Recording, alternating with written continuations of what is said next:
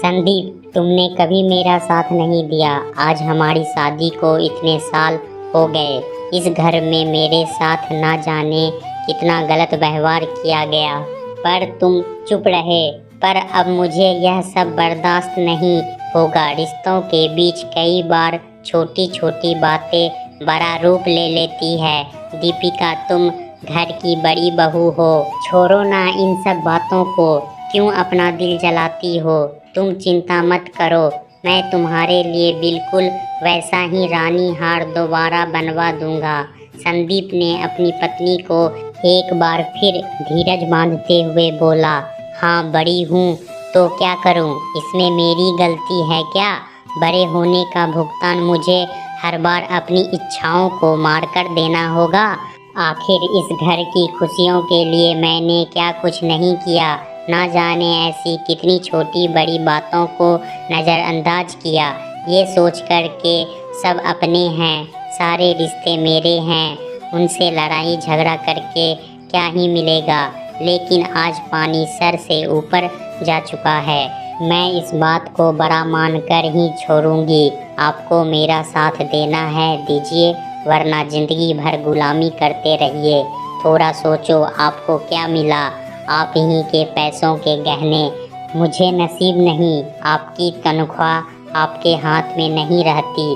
बेटी का खर्चा चलाना कितना मुश्किल हो जाता है। स्कूल की फ़ी भीख जैसी दी जाती है। इतने पर भी आपको चुप रहना है। रहिए, मगर मुझसे उम्मीद मत कीजिए। कहते हुए दीपिका अपने सास ससुर के कमरे में पहुंच गई। क्या बात है बड़ी बहू, सुबह सुबह क्यों भनभना रही हो? सास उपासना जी पूछ बैठी, जबकि उन्हें अच्छे से पता था कि माजरा क्या है। माँ जी, अब बहुत हुआ। आप अभी दिव्या को दिया गया मेरा रानी हार वापस लेकर मुझे दीजिए। वो हार मेरा है और आप इस तरह किसी को नहीं दे सकती। अगर आपने अभी अपना फैसला नहीं बदला तो क्या बड़ी बहू, आज तुमने अपनी सारी शर्म लिहाज अपने कमरे में छोड़ दी है, जो इस तरह अपने सास ससुर के सामने आकर दहाड़ रही हो। तुम्हें इस घर के रीति रिवाज अच्छे से पता है ना? हम जो फैसला लेते हैं वह अंतिम फैसला होता है। ना ही यह बदला जाता है, ना ही उस पर दोबारा सोचा जाता है। फिर तुम किस मुंह से हमारे द्वारा किए गए फैसले को पलटने आई हो? मैंने वो हार मुंह दिखाई में छोटी बहू को दे दिया है। अब वो उसका हुआ। अब मुझसे ज़्यादा बहस करने की ज़रूरत नहीं। जाओ, जाकर अदरक काली मिर्च वाली चाय लेकर आओ। दीपिका को शुक्ला परिवार में आए 6 साल हो चुके हैं और वह अच्छी तरह से अपनी सास के हर इरादे को समझती है। शादी के बाद मेहमानों के जाते ही उपासना जी ने अपनी बहू के सारे गहने सुरक्षित रखने का बहाना कर अपने पास रख लिए। उसके बाद जब भी दीपिका ने गहने पहनने के लिए मांगे तो साफ इनकार कर दिया। ये बोल, सोना घर में रहना ठीक नहीं होता, इसलिए सारे गहने लॉकर में सुरक्षित रख दिए हैं। जब कभी कोई बड़ा फंक्शन शादी ब्याह होगा, निकाल कर दे दिए जाएंगे। इतने सालों में फंक्शन शादी ब्याह सब कुछ हुए, मगर गहने उसके हाथ कभी नहीं आए। उल्टा उसके गहने छोटी ननद की शादी में उपहार स्वरूप दे दिए गए। कुछ बड़ी ननद को नेकचार के नाम पर जब दीपिका ने इस बारे में अपनी सास से पूछा तो वह बोली, यह सब गहने हमने अपने पैसे से बनवाए हैं। इस पर तुम्हारा कोई हक नहीं। हम जो चाहे करें, तुम्हें क्या? पतिदेव ने भी इस मसले पर चुप्पी साध ली, जबकि सारे पैसे उन्हीं से लिए गए थे। अब माँ से सवाल जवाब करना बेटे को ठीक ना लगा, इसलिए पत्नी को ही डांट कर चुप कराया कि घर में कलेश मचाने से अच्छा है अगली बार बोनस मिलने पर तुमको नए गहने दिला दूंगा। मगर घर परिवार के खर्चे इतने होते कि कभी अंगूठी के पैसे भी ना बचते। हार कंगन तो बहुत दूर की बात है, मगर हर बार अपने गहनों को अपनी ननदों के गले हाथ कानों में सजा देख उसका जी जलता और खुद दीपिका ससुराल की इज्जत बचाने के लिए नकली गहने पहनने पर मजबूर हो जाती। इतना ही नहीं, उसके मायके से मिले गहने सासू माँ खुद पहनने से कभी नहीं चूकती, जिन्हें देख दीपिका ने कई बार कहा, माँ जी आपने मेरी माँ द्वारा दिए गए कंगन पहनने हैं, एक बार मुझे पहन लेने दीजिए। तो गुस्से से सासू माँ कहती, शर्म नहीं आती अपने सास के हाथों से कंगन उतरवाने में? बड़ी बहू, तुम्हारी सोच कितनी छोटी है। अपनी माँ समान सास की इज्जत कैसे करना है नहीं सीखी हो?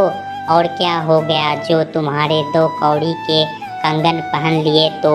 इतनी बातें सुन दीपिका दोबारा अपने ही गहने मांगते ही हिम्मत नहीं करती और सासू माँ उसके सामने ही दिखा दिखा कर उसके गहनों को पूरे अधिकार के साथ पहनती।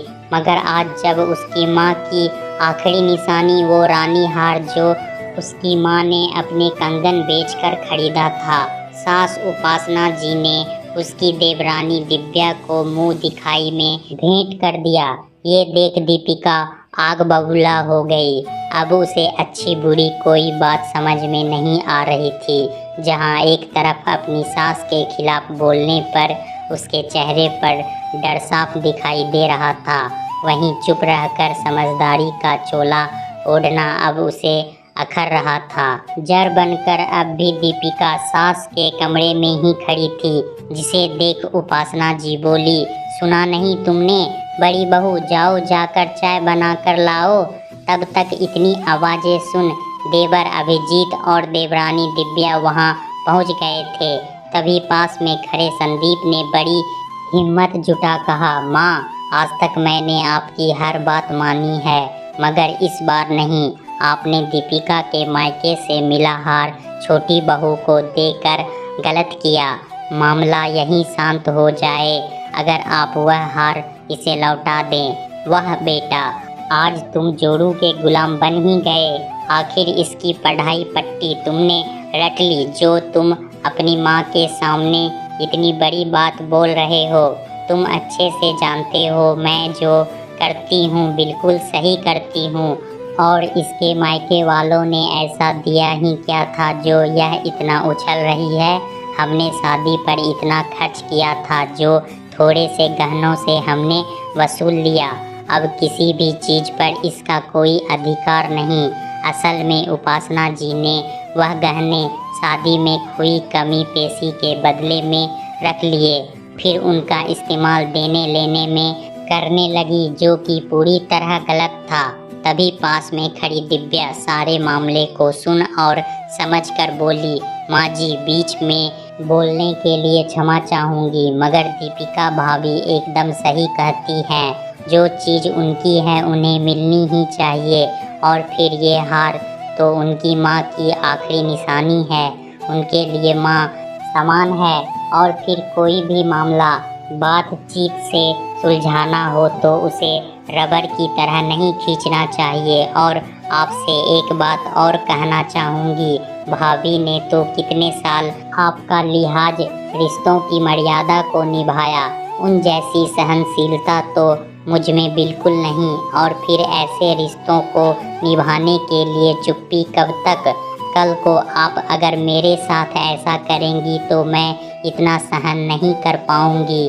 पहली बार में ही आपसे सवाल करने पहुंच जाऊंगी, और फिर मुझे आए हुए यहाँ से 4 ही दिन हुए हैं, और मैं नहीं चाहती कि एक निर्जीव वस्तु के लिए मेरे रिश्ते जेठानी जी के साथ बिगड़े। आखिर रहना तो मुझे उनके साथ ही है। और तुरंत वह हार उतार कर दीपिका के गले में पहना दिया। उपासना जी के मंसूबे पर पानी फिर चुका था, क्योंकि ये सब कर के वे देवरानी जेठानी में फूट डालना चाहती थी, जिससे दोनों बहुओं में कभी एकाना और वे अपना एक छत्र राज चला सके। दोस्तों, कभी कभी सास भी अपने घर में फूट डालकर इसलिए रखती है ताकि उस घर में इसका वर्चस्व कायम रह सके और वह अपनी मनमानी चला सके, क्योंकि कहते हैं ना, अकेला चना भार नहीं फोड़ता। इसी प्रकार अलग घर का कोई एक व्यक्ति विरोध करता है तो उसका प्रभाव उतना नहीं पड़ता, वहीं अगर घर के सारे व्यक्ति एकजुट होकर अपनी प्रतिक्रिया दे और विरोध करे तो बदलाव निश्चित है। देवरानी जेठानी के रिश्ते में अगर फूट डाल दिया जाए तो वह कभी एकजुट होकर अपने ऊपर हो रहे अत्याचार और अन्याय का विरोध करने का साहस नहीं जुटा पाती।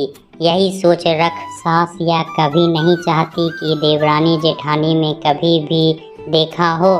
सास की मंसूबे बड़ी बहू अच्छे से जानती है, क्योंकि वह कई सालों से अपनी सास के हरकतों को देखते आ रही है। रिश्तों में अगर प्यार बना के रखा जाए तो वह रिश्ते आपका सम्मान और लिहाज हमेशा करते रहेंगे।